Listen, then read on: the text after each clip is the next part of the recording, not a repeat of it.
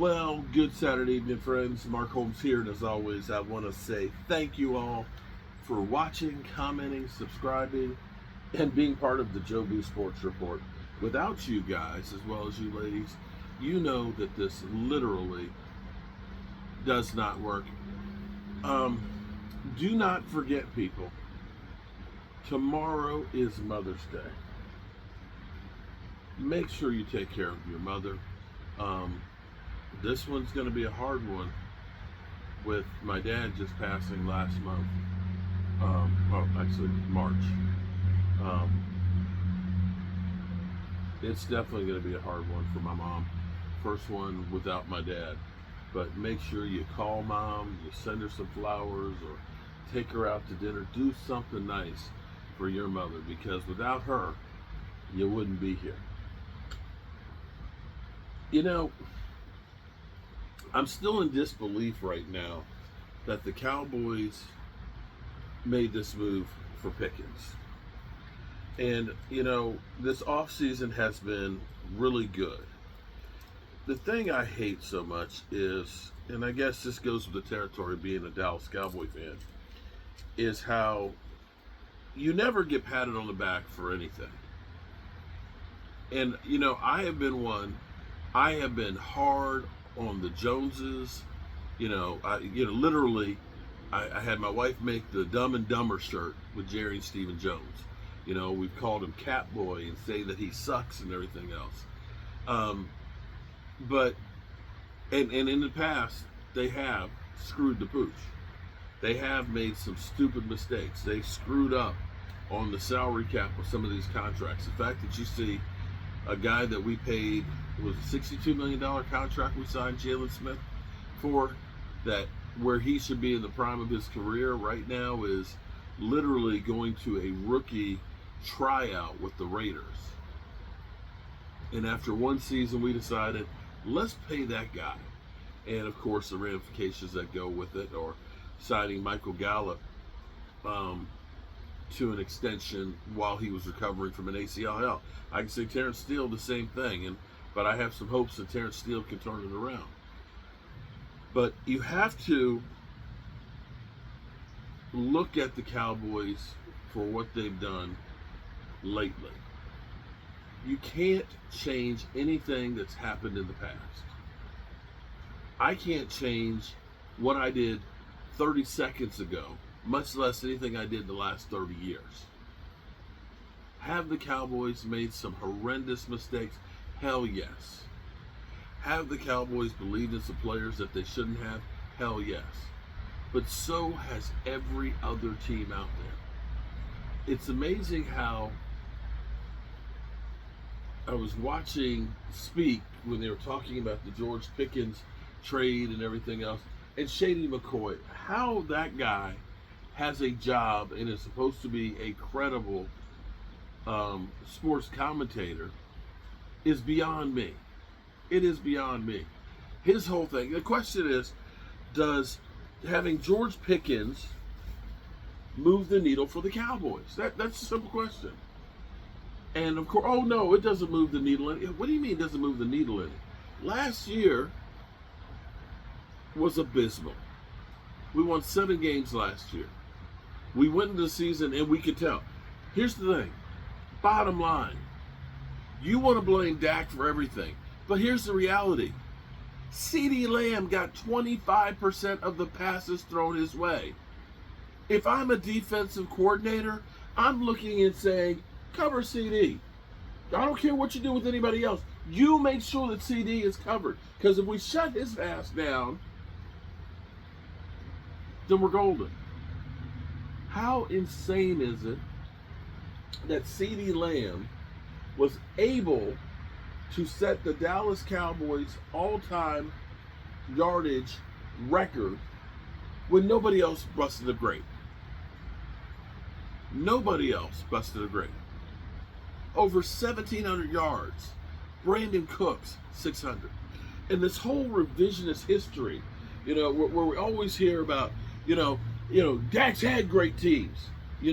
Dak's had, and stupid Shady McCoy going through and literally saying, drop the names on that defense. Yeah, actually, I'd like you to. Because the defense that we talk about when we played against San Francisco gave up 169 yards on the ground. You had Randy Gregory literally tackling offensive linemen, getting 15-yard penalties. The team itself got 14 penalties. How many of those penalties were Dak Prescott? The offensive line gave up 20 pressures. To turn around and say they lost because Dak Prescott sucked. Zeke Elliott had 40 yards. Because, see, we go through. But see, here's the thing that really pisses me off with it is Dak's had great teams. Okay, I hear you. He's had some great players. When you name having Zeke Elliott, after 2019, Zeke Elliott had 1 year of 1,000 yards, and I believe it was 1,008 at 4.2 yards a carry. Well, you had Tony Pollard. Tony Pollard that year had 700 and some yards. But you know what the funny thing is about that year? And this is where Walker and Wade and I kind of go kind of a little different on it. What happened during that year was Tony Pollard had plantar fasciitis and wasn't able to run as well as he did before going into playoffs. Tyron Smith was nicked up going into the playoffs. Emmitt Smith. Zeke Elliott actually had the PCL injury that he played with throughout the season. So by the time we got to San Francisco, yes, it was close. Yes, it was close. But you ended up having your lead running back couldn't get 40 yards. You had 14 penalties. You had 21 pressures given up. Your defense ended up giving up 169 yards on the ground. But the whole thing we hear from idiots is it's just Dak Prescott. Now, I'm going to say, Cowboys, this is offensively, weapons-wise, you have to say that wide receiver-wise, there's no doubt, this will be the best wide receiving core. Just having Pickens and CeeDee Lamb. If they stay healthy, and you throw in Kayvon Turpin being a specialist who you can't cover all three of them, and Jalen Tolbert, who has been, decent. I think he's really more of a 3 or 4, but he's been decent. You have to say that this is the best wide receiving core.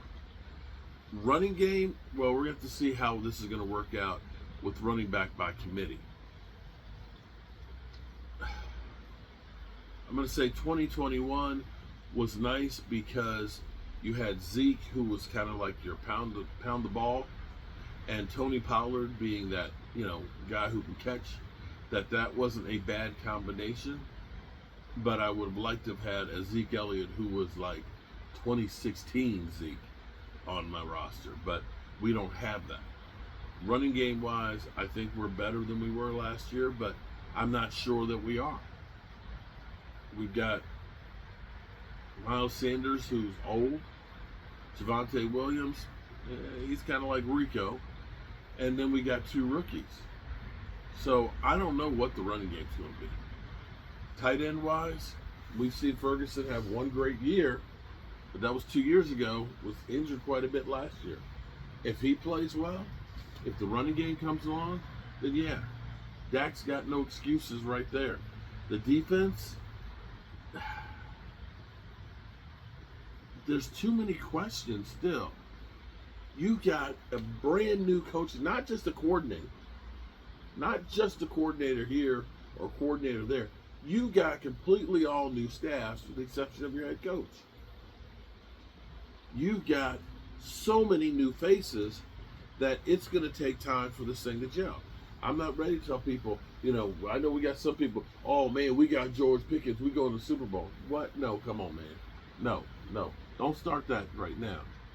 We got to see how this team's going to gel with an incredibly difficult schedule and how some of our injured players are going to respond.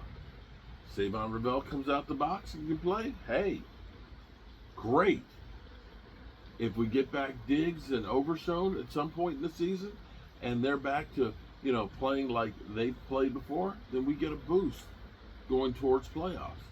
If the rookie running backs come out the box playing good, hey, yeah. But I'm still going to say kind of the same thing I said last year. We have to thread the needle of having all of these things come together. The injuries that these guys are going to recover from them. That we don't sustain major injuries like we did last year in training camp, where we lose, 3 defensive ends before the season even starts. And we're going to need some of these guys to step up and be better than they were. Guys like Shoemaker, guys like Jake Ferguson. And we're going to need to be able to get everybody on the same page with these coaches, new coaching styles with these players, new terminology, new plays. There's a lot of work to be done. And I still don't think the cake is baked yet. There's still other needs on this roster. Cornerback, I need to see somebody else in the meantime until we get Diggs and Savon Ravel ready. I'd like to see a little bit more of a big run stopper that's proven to go on the defensive line. And anywhere that we can upgrade with better talent. I'm still concerned about left tackle. Will Tyler Guyton end up rebounding from last year? I hope so, but I'm still worried about the things you keep hearing about him. So, as far as everybody out there saying, Super Bowl or bust, Dak's got no excuses, I don't know how you can actually say that, because we have a lot of questions here that still have to be answered. But then again, it doesn't matter. They're going to hate on the Cowboys one way or the other. Whew. Another day in the books. Another day I'll never get back.